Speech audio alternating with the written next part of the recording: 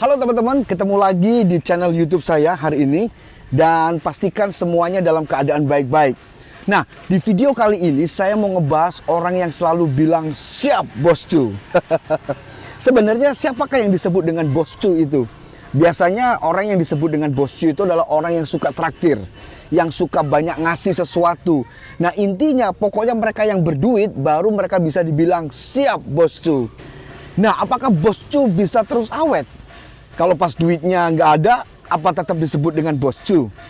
Jadi, boscu yang sebenarnya adalah mereka yang benar-benar bisa jadi panutan. Adalah mereka yang benar-benar bisa jadi teladan dalam setiap kehidupan orang-orang di sekitar mereka. Sama seperti ada yang bilang begini, "Jangan seorang pun menganggap engkau rendah karena engkau muda. Jadilah teladan bagi orang-orang yang percaya dalam perkataan, dalam tingkah lakumu, dalam kasihmu, dan dalam kesetiaanmu." Nah, pertanyaannya, siapa yang harus jadi teladan bagi orang-orang percaya? Nah, di situ dibilang orang muda. Kenapa harus orang muda? Saya menemukan bahwa alasan yang pasti karena waktu tidak bisa diputar balik. Pengkhotbah 12 ayat yang pertama dikatakan, "Ingatlah akan penciptamu pada masa mudamu, sebelum tiba hari-hari yang malang dan mendekat tahun-tahun yang kau katakan tidak ada kesenangan bagiku di dalamnya."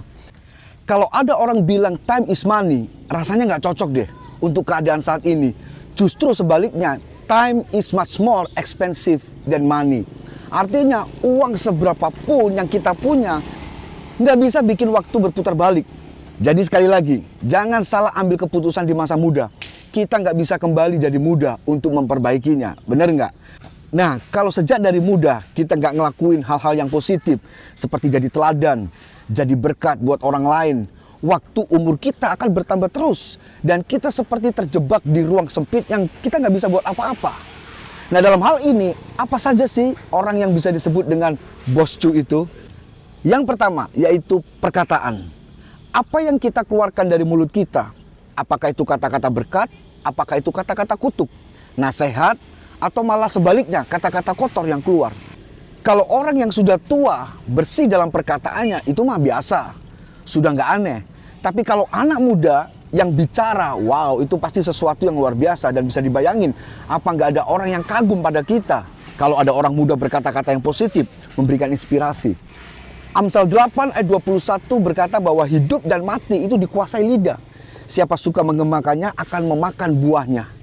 Apa yang kita katakan sangat berkuasa, dapat melumpuhkan atau menghidupkan orang yang mendengarnya. Itu sebabnya pikir dulu sebelum berucap dan jaga hati kita. Itu yang pertama dalam hal perkataan. Yang kedua yaitu adalah tingkah laku atau sikap. Dan ini paling banyak tercermin waktu kita ngadepin hal-hal yang menuntut kita untuk bersikap sopan. Namun kadang hal yang demikian justru terabaikan. Tingkah laku atau sikap ini sangat penting karena mempengaruhi kredibilitas hidup kita. Pernah dengar sebuah singkatan KASH? Knowledge, Attitude, Skill, and Habit. Menurut kalian, dari 4 ini mana yang paling penting? Knowledge, Attitude, Skill, and Habit. Dan kita semua pasti percaya dan kita semua menyetujui bahwa dari KASH, Knowledge, Attitude, Skill, and Habit, pasti attitude.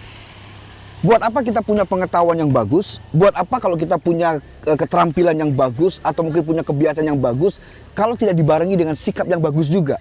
Itu sebabnya sikap sangat penting menentukan integritas dan kredibilitas kita sebagai anak-anak muda. Amin. Kasih biasanya diuji oleh waktu. Kita diminta untuk mengampuni. Memang tidak mudah, tapi itu perintah. Simpelnya begini, bagaimana kita bisa mengasihi Tuhan yang tidak kelihatan? Kepada yang kelihatan saja kita tidak bisa mengasihi. Itu sebabnya kalau engkau disebut dengan boscu, pastikan engkau memiliki kasih yang besar di dalam Tuhan. Nah, yang keempat adalah kesetiaan. Pernah dengar nggak istilah mut-mutan atau mudi?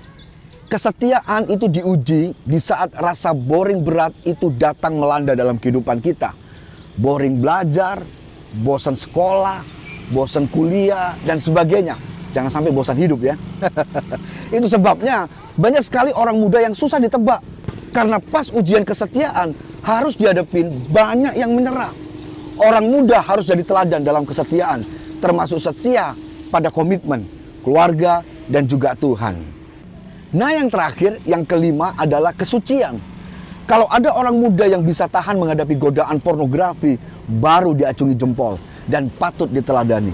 Orang muda yang kayak begini nih yang dicari oleh Tuhan.